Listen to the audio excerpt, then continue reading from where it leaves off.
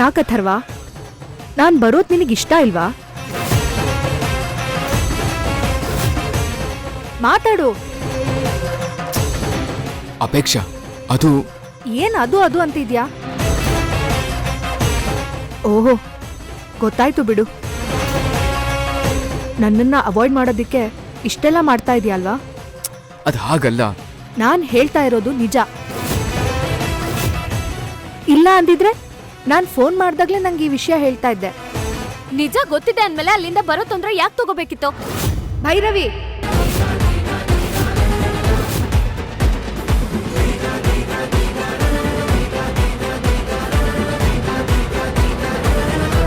Relax Apeksha. ಇಷ್ಟಕ್ಕೂ ಅಥರ್ವ ಯಾಕೆ ನಿನ್ನನ್ನ ಅವಾಯ್ಡ್ ಮಾಡ್ತಿದ್ದಾರೆ ಅನ್ನೋ ವಿಷಯ ನಿನಗೆ ಅರ್ಥ ಆಗ್ತಿಲ್ವಾ ಅಪೇಕ್ಷಾ?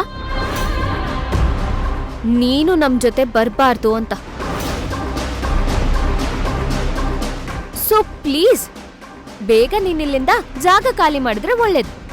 ಏಯ್, ನೀನ್ ಯಾಕೆ ಇಷ್ಟೊಂದು ಟೆನ್ಷನ್ ತಗೊಳ್ತಾ ಇದ್ಯಾ? ಅದು ಭವಾನಿನೇ ಸುಮ್ನಿದ್ಮೇಲೆ.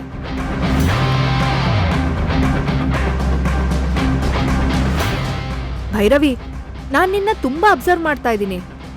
ಮದ್ವೆ ಮನೆಯಿಂದ ಹಿಡಿದು ಮದ್ವೆ ಮಂಟಪದವರೆಗೂ ಭವಾನಿಗೆ ಸಖತ್ ಸಪೋರ್ಟ್ ಮಾಡ್ತಾ ಇದ್ಯಾ. ಅವರೇ ನಿನ್ ಸ್ವಂತ ಅಕ್ಕನಾ? ಹೌದು, ಭವಾನಿ ನನ್ನ ಅಕ್ಕನೇ.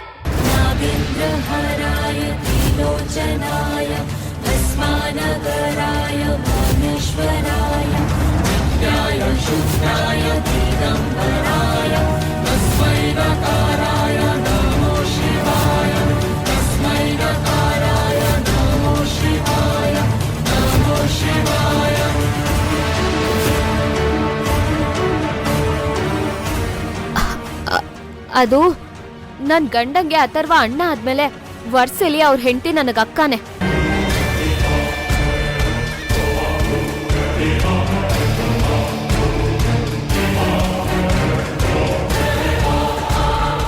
ನಾನು ಅಥರ್ವ ಒಟ್ಟಿಗೆ ಬಿಸ್ನೆಸ್ ಮಾಡ್ತಾ ಇದೀವಿ ಅಂತಂದ್ಮೇಲೆ ಜೊತೆಲಿ ಬರೋದ್ರಲ್ಲಿ ತಪ್ಪೇನಿದೆ? ಇನ್ನೊಂದ್ಸಲ ಹೇಳ್ತಿದ್ದೀನಿ, ಸರಿಯಾಗಿ ಕೇಳಿಸ್ಕೊ. ನಾವ್ ಹೋಗ್ತಿರೋದು ಮನೆ ದೇವ್ರಿಗೆ. ಹಾಗೆ ನಿಮ್ ಬಿಸ್ನೆಸ್ ವಿಷಯಕ್ಕೆ ನೀವ್ ಎಲ್ಲಿಗಾದ್ರೂ ಹೋಗಿ, ನಾನ್ ಕೇಳಲ್ಲ. ಕೇಳೋದಿಕ್ಕೆ ವಸುಂಧರಾ ಆಂಟಿ ಇದ್ದಾರೆ.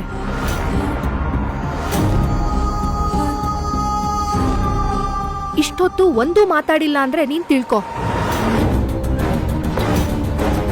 ನಾನ್ ನಿಮ್ ಜೊತೆ ಬರೋದು ಅವ್ರಿಗೆ ಇಷ್ಟ ಇದೆ ಅಂತ.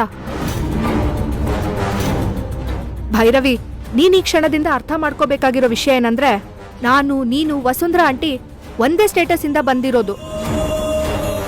ಆದ್ರೆ ಇಲ್ಲಿದ್ದಾಳಲ್ಲ ಇವಳು, ಮಿಡಲ್ ಕ್ಲಾಸ್ ಇಂದ ಬಂದಿರೋಳು.